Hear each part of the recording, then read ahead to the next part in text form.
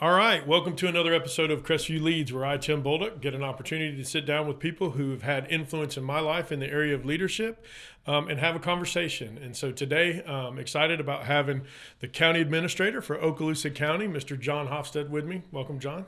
Thank you. Yeah, John and I have known each other now for probably pushing almost 20 years. Close to it, if not. Getting to 20 years. And so we worked together in all the way back in Fort Walton, but I'm not going to talk about that first. What I want to do is, a lot of people know you around here, but go ahead and tell us a little bit about yourself. We'll get started that way. Yeah, I'm pretty much a local product. I was raised here. I was actually born overseas. I was born in the Azores. My dad was military, and my brother was born here in '64. Dad got orders for the Azores in '65. My mom was pregnant with me when she traveled over there. So I was born in the Azores. My sister was born in the Azores in '67, and then we came back here. So this is the only home I've ever known. I mean, I was a toddler. Yeah, I was a toddler when we came back here. So my mom taught school in the school district here for over 40 years. Like I said, my dad was career military. He retired in the mid-'70s and was a business owner, owned two businesses in the Fort Walton Beach area. And I obviously went through school all the way kindergarten through high school. Where'd you go to high school? I went to Fort Walton. Okay, graduated from Fort Walton in '83. And interestingly enough, I've got a daughter, and she graduated 30 years later in 2013 from Fort Walton as well. So. Nice. Local product, all of my relevant work experience has been in Okaloosa County. I started in this line of work in January of '86. Okay. So you've been in local government pretty much most of your 38, career. most of my adult life. I started right after turning 20 years old. I was living in Mary Esther. I was working at a condo out in South Walton. I just got tired of that drive every day. And I had a buddy whose mom worked for Mary Esther, and they were needing some help. And it was like, 2 blocks away from my house. Right. And I was like, yeah, I'm in. So, one thing led to another. I found something that I liked. I felt like I could make a career out of. And, initially started in the water and wastewater field. I was licensed for a number of years for running water treatment facilities and wastewater treatment facilities. Did you let them go? Did you let your licenses go? Yeah, when I became, not until I became county administrator, interestingly enough. I kept them all the way up until 10 years ago. So I kept my inspection certificates for a lot long, until last year, I think, but my state certified roofing contractor's license, I let that one go because I knew that if I kept it and I got frustrated here, that I would just go, forget this, I'll go roof. And then I would remember how hot it was and be upset with myself for doing that. I kept those licenses for a number of years, even when I wasn't working in the water and wastewater field, for that very reason. You never knew if you needed to go back, and there was always that safety net. So I kept them, and like I said, until 2014, I gave them up. So you were running, you started out entry level, like service worker at the water department. I started out with a shovel in my hand. That's it. I am dead serious. The first 2 days I started, they gave me a shovel and said, shovel the sludge out of this drying bed. That's awesome. Ooh, yeah. Yeah. So, I didn't quit based on that. So then they put me to work reading meters. I think I read meters for a week. And then they brought me out to a water leak and threw me in a muddy hole and said, you find this pipe and fix it. And so, they put me through all the slop work for a few months. That's and figured awesome. I'd hang in there. So, so for people that don't know what a drying bed is, you're literally shoveling poop. Yeah, it's a sludge drying bed. Old wastewater systems, they would treat the sludge. They would pump that liquid sludge into a sand drying bed, let it bake in the sun for a couple of weeks, then you had to flip it over. Yeah. So I was the guy with the shovel flipping it over. You're right. So you literally were shoveling poop, and then now you're the county administrator. I'm not going to draw any direct correlations to that and get us both in trouble. But so then you went from Mary Esther to the city of Fort Walton. So did you were the direct public works director at Mary Esther when you left? I was public works director for the last 3 years at Mary Esther, then left in '96 and went to Fort Walton. To be Fort Walton's public works director? Or did you No, I came in as an operations manager. I ran their wastewater facility for a couple years, and then they combined water and wastewater into one operations division. I ran that for a couple years, and then I was the assistant public works director for a few years. Who was the director at the time? Tom Murray was. Oh, okay. So I worked with Tom. Yeah, Tom was the director. the public works director, and we had a deputy public works director that moved on, went out west, and I was promoted in that position. That would have been early 2000s, maybe 2001 time frame. Okay. Yeah. And did that for a few years until we did a reorg, and then I ran the utility side as utilities director. Yep. And then I came there, I want to say it was 2012, 11, 12, something like that. When did you? You were there before then. Was I? Yeah, because I left in 2010 to go to the county, and you were already back with the city. So it would have been maybe 2008, 9. Yeah, somewhere around that. So then, you were on the public works side. Tom was still on the you were on the utility side. Tom was on the public works side. What Joyce did was she segregated out essentially all of the enterprise funds, water, sewer, garbage, or sanitation, and set that aside as a utilities department, and I ran that until I hired Bob, and he kind of undid some of that stuff. So then he moved some stuff around, and you decided you were going to go somewhere else, and went to the county. Yeah, I think as you remember, Tim, there was a lot of change in 2009. Oh yeah, I remembered it. I just if you want to share, you can share it. When Joyce left in early 2009.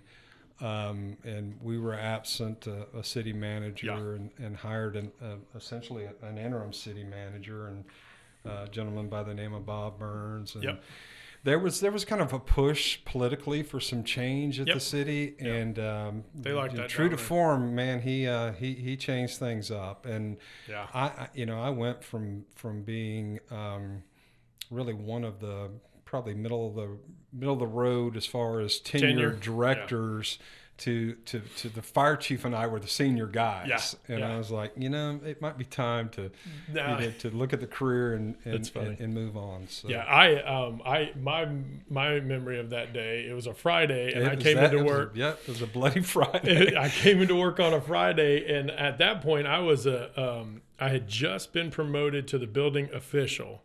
And so I had about half a dozen people over me in that department. And the next thing I know, that Friday, there was nobody above me until they brought Michael over. So everyone between me and the department head got to go find a new career. And Michael came in as our director, who I had known before, but we hadn't worked together. And so then Michael hung out there for a while, and then eventually became city manager. And I ended up then they combined it all back together. Right. For the time I was there and did that. So, so we have very similar, sort of similar backgrounds and how we got into the administrative side of things. So that's pretty cool. Went over to the county, served as did you come in as the public works director? Yeah, I started early January of 2010 as a public works director. Was Danielle? I followed Danielle. Yeah. Okay. I worked with Danielle. She was good. She was good. Yeah. Easy to get along with. Yeah. She was moving on. They advertised that vacancy early fall of 2009. I was encouraged by a number of individuals to apply for that. Yeah. And it really was. Some of it was kind of. It wasn't really a stretch. When you're in the operations field, operations covers a wide gamut, and you're the guys that have to make decisions in the field. I think it's what prepares you for a job like administrator or city manager. Agreed. And anyway, so I applied for that position, got an initial interview in November, and was called in for a subsequent interview in early December, and was offered the job the same day I interviewed.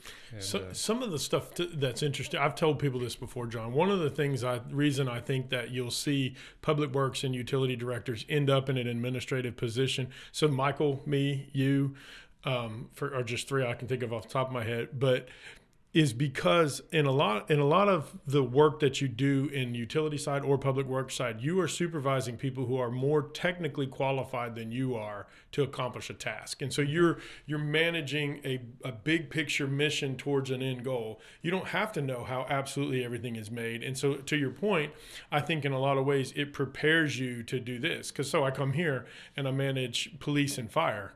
Right. So I'm not a cop. I've never done fire standards or any of that kind of stuff. But I was already comfortable with having people more technically qualified in the field that they are responsible for, and being able to manage and direct and lead them. And I think that's why maybe we're not afraid of it.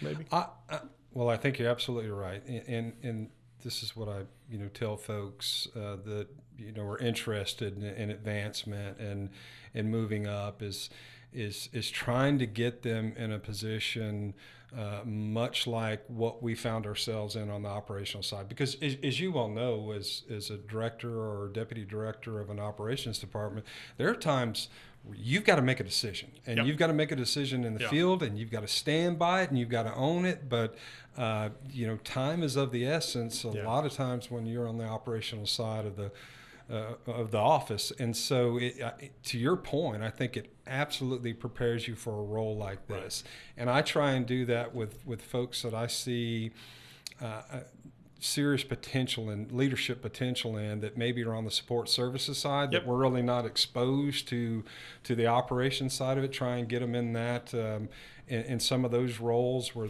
they're they're the point person that has to make the decision. Absolutely. And I think it certainly prepares you for a role like this. I think the single event that I can point back to in my career that I think prepared me for the chaos that has been here since I got here, because I came into this and then COVID. We had a flood, we had a freeze. All of the stuff surrounding George Floyd, resulting in marches and potential protests and all the things that happened across the country. But what prepared me, I think the single most event that prepared me for that was while I was in Fort Walton, I took over a project that was when we were converting and sending the wastewater to you all at the county. And in the main pump station, we bought those pumps from Denmark, and it was the first time that the pumps of that size had been purchased. And long story short, we fire up these multi-million-dollar set of pumps, and they failed. And so being in that room, not understanding the technical side of it, what resonant frequency was. At the end of the day, what happened is there was a bending moment. The pumps themselves were shifting. So there was a bending moment in the pump that was creating the vibration that was causing the sensors to shut the pumps down. Well, nobody from here to Denmark knew what it was. And I had been on the job I was interim. I wasn't even the director at the time. Michael had just promoted.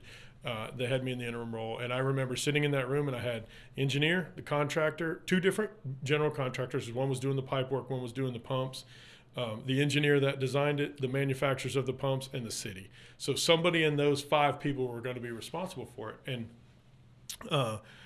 I had no idea what resonant frequency was. It was a Friday, or it was a Thursday when we had our call. Everybody's yelling at each other. I said, go home. We're going to have a meeting on Monday morning. I spent the entire weekend just reading to even understand the terms.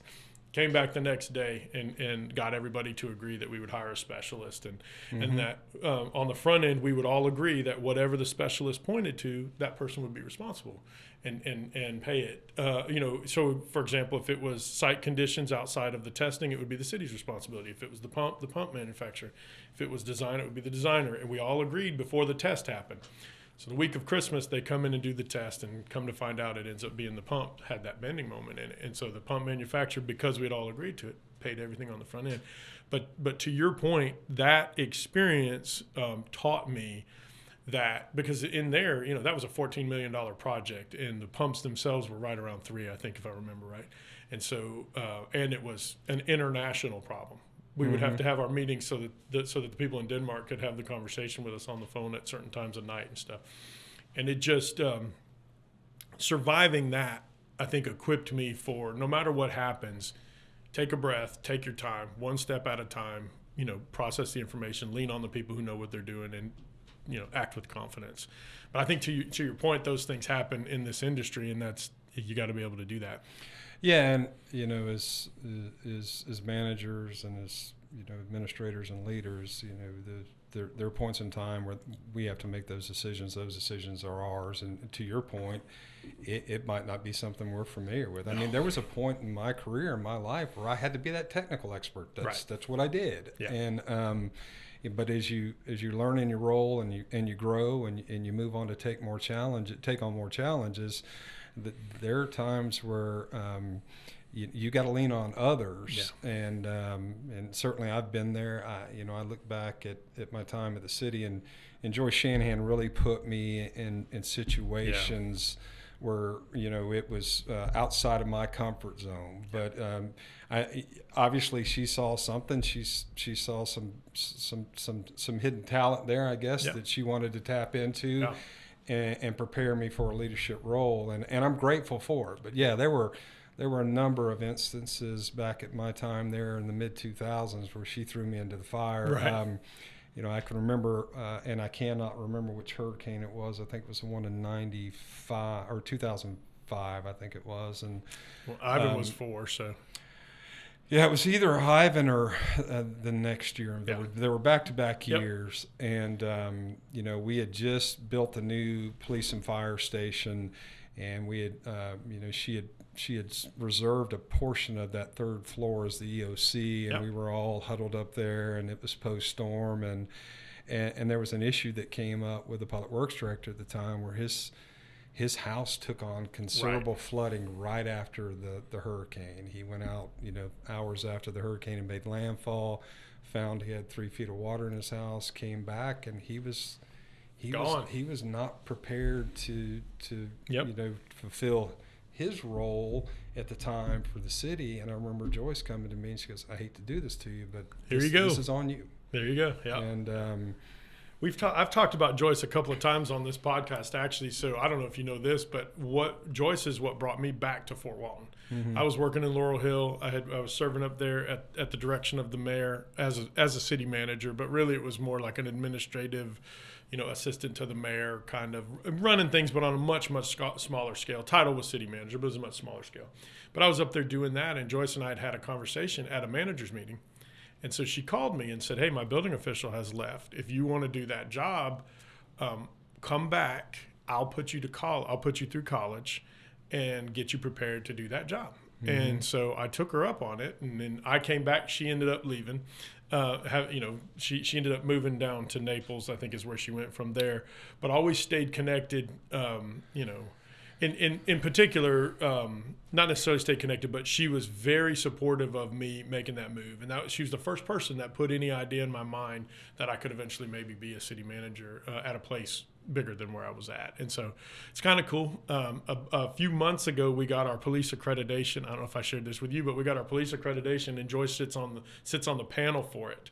And so she made the motion to approve Crestview's accreditation for the police department. So it's kind of a full circle thing. I wouldn't even be here if it wasn't for her. Yeah, it's kind of cool how that all works out. And, Joyce has a pretty impressive coaching tree for managers and administrators. And Samantha Abel, yourself, Michael, myself. I forgot about Sam, Yeah, so, she's touched the lives of several folks that have gone on to leadership roles, and I'm super thankful for her taking that chance. Yeah, very cool. So both of us had people who believed in us. It's a leadership podcast. Let's talk a little bit about that. So tell me, when you've got, you mentioned a little bit, you put your team or somebody who wants to advance, you kind of put them in a place where they face challenges. Mm-hmm. But what are some of the other things you do?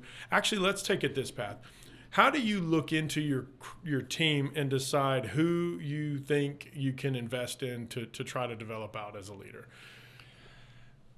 Well, I've got, what do I have? 15 departments. Right. And, it's interesting. You look at our department head photo from 2014 to the one today. So 14 is when I took on this role as administrator, and I think there's only 2 folks left in that photo. And so I've been very fortunate that, and you know this, Tim. You interview folks for leadership executive positions, and you're basing that on what you can see on paper, and you're basing that on 1, possibly 2 interviews. Right.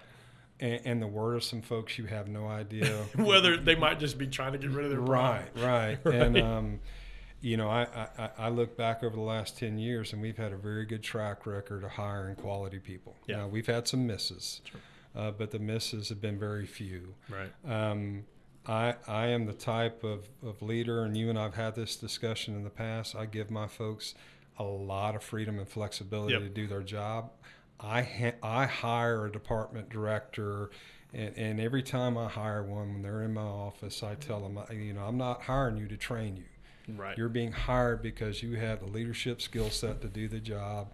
You've got the technical expertise on the backside where you know what is expected of you, but I'm not hiring you to train you. I'm hiring you to lead a department, and I'm going to give you general guidance and general direction. I'm going to be there to support you.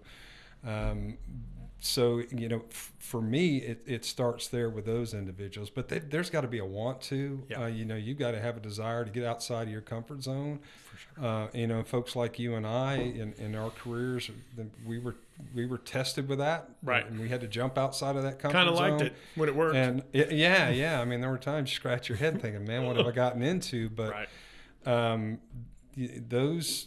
Those folks within our organization that show that type of commitment, I'm going to support them as much as I can. I'm going to provide whatever mentorship they want. Yeah.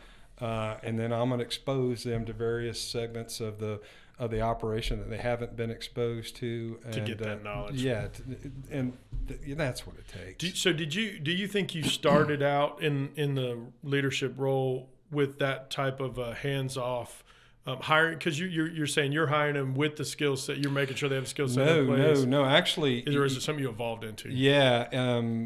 It's interesting. And we talked about Joyce. I look back and I think I've worked for a half a dozen city managers, a couple county administrators, and and each one I worked for, there's certain qualities I pulled from. Right. Right.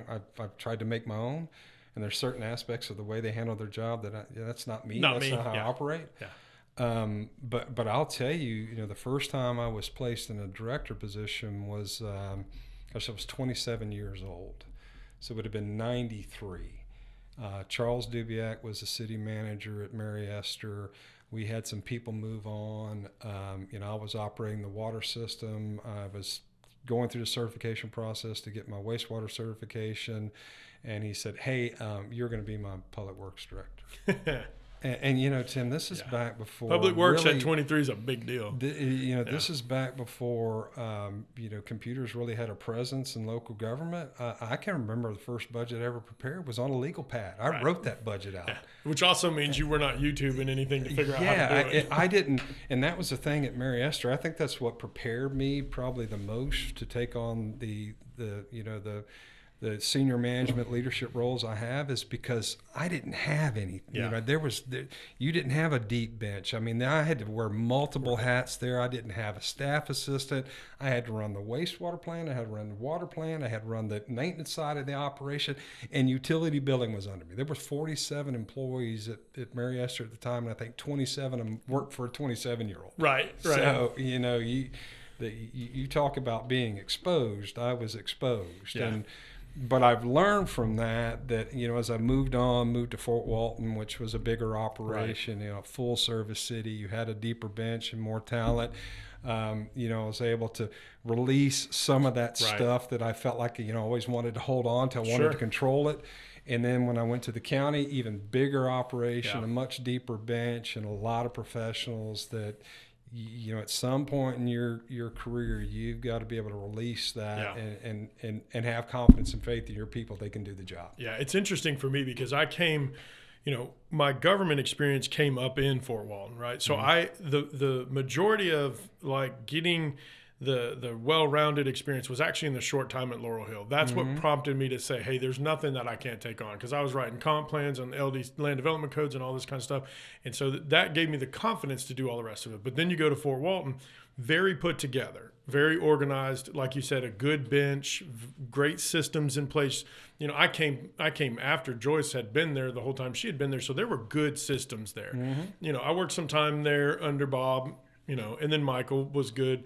But the systems were in place. And so I came here with the expectation that I would do things exactly like you're talking about. I'm going to hire you. I'm going to say, hey, or I'm going to meet with the person and say, hey, this is your job. I'm going to give you all the room to do it. And found out that things are not the same all over. And so the systems were not in place here.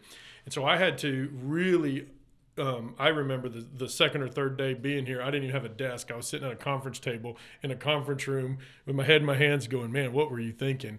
and trying to figure out, all right, what is going to be the operation plan? Where am I going to go? What's going to be my op?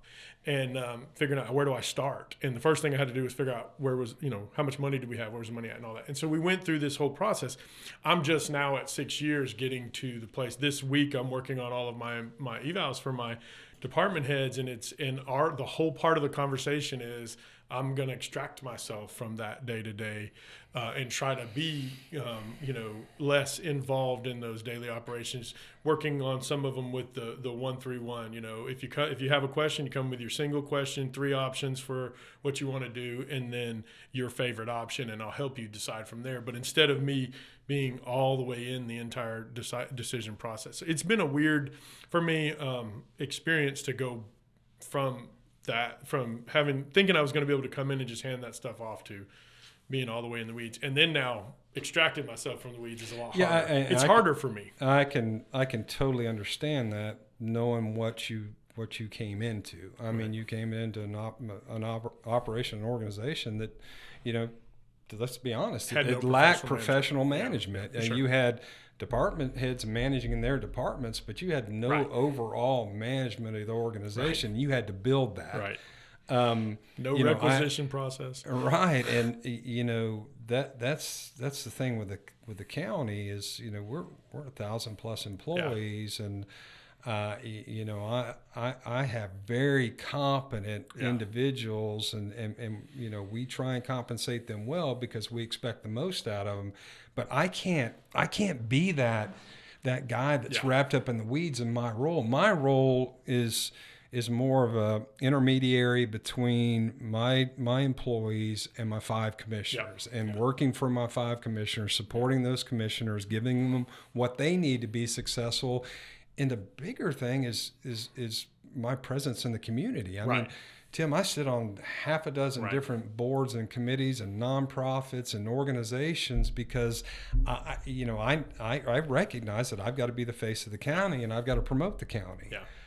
So that role is different from more of my, say, middle management, upper management roles that I had in municipalities. I remember I'd been here for maybe a day or two, and I got a call from you, and it said, "Congratulations, I think." We'll see. I'll talk back with you in a couple of weeks. So, no, look, Tim, you've had a good run here building this organization up. I will tell you, the relationship between all of the municipalities in the county is much better today than it was 10 years ago. And that's because I think we're all here to, certainly serve each other's best interest, and with a common goal. We got 220,000 residents in this county, and let's do what we need to do to, That's definitely one of the areas you and I really share the same position on. It doesn't matter who does what. Our goal is to serve the people, right? Mm-hmm. So they don't care if you're driving in your car. You don't care if you're leaving a county road and pulling onto a city road. That makes no difference to them. If they don't, the citizen doesn't care if it's my responsibility for the sidewalk or yours. Our job is to get all that stuff sorted out without them feeling the pain of the fact that there are weird and odd lines and all of that. And so we've worked really hard for that. You got a great team I had Jason on here a couple of sessions ago, and I really appreciate Jason. We talked a lot about his professional growth, but working with him has been great.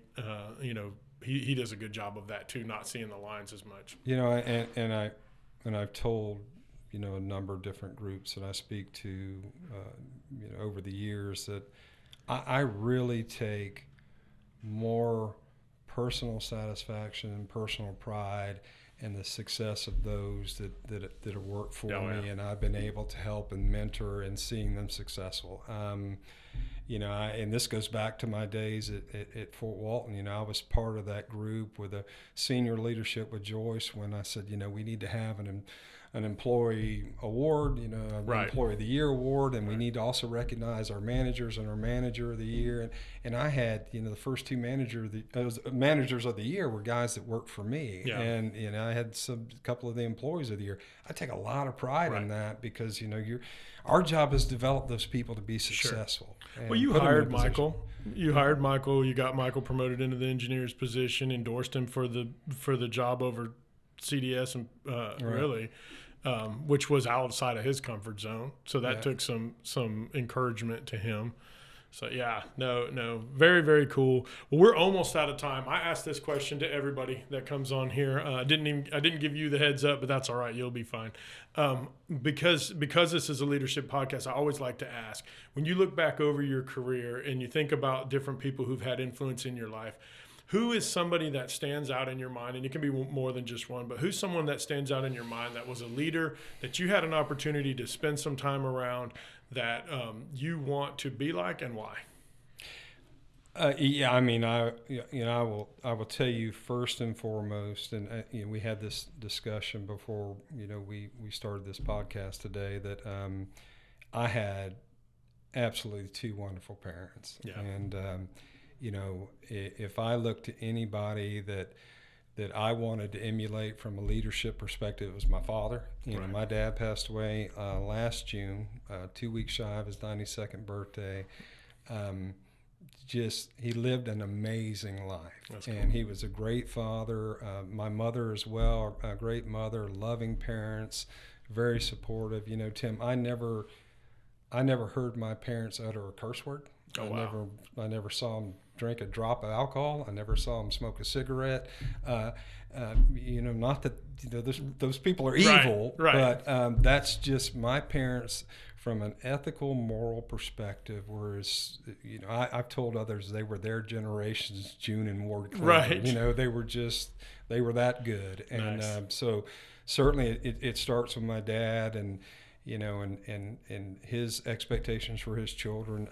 While he was a disciplinarian, he also let his kids live their lives and make mistakes, and he was there when we made mistakes to support us and build us back up. So cool. Him, initially, and then I told you before, I've worked for a number of managers and administrators, and I've taken, I hope, the best qualities from all of them. But I look back on my municipal days, certainly Charles Dubiak at Mary Esther, he was the first guy that gave me a chance. Right. 27 years old. I had 18 semester hours of college credit. I had one state level license. Yeah. He was the guy that gave me the kickstart. He could see beyond that, yeah. Yeah, so, I mean, the day that he promoted me, I got my butt back in school. I worked toward, finishing my college degree. I picked up 2 other state certifications that year because that guy took a chance on me. Yeah. And then at Fort Walton, Reed Silverboard, I worked for him. Reed's the smartest guy I ever been around. He's just brilliant. But as far as a city manager that really cared for her employees and took care of her employees and served in a mentorship role, it was Joyce Shanahan. Yeah. I mean, Joyce gave me every opportunity to be successful, and she's the one that, exposed me to what I needed to be exposed to take on the role I've got today. So, I'd look at those individuals. There's a host of others along the way. Of course, yeah. The Joyce is a good one too, man. Because for me, she hardly knew me. She had no reason to invest in me whatsoever. And just the little bit of confidence, she hardly probably remembers the conversation. Joyce also threw me into the fire back then.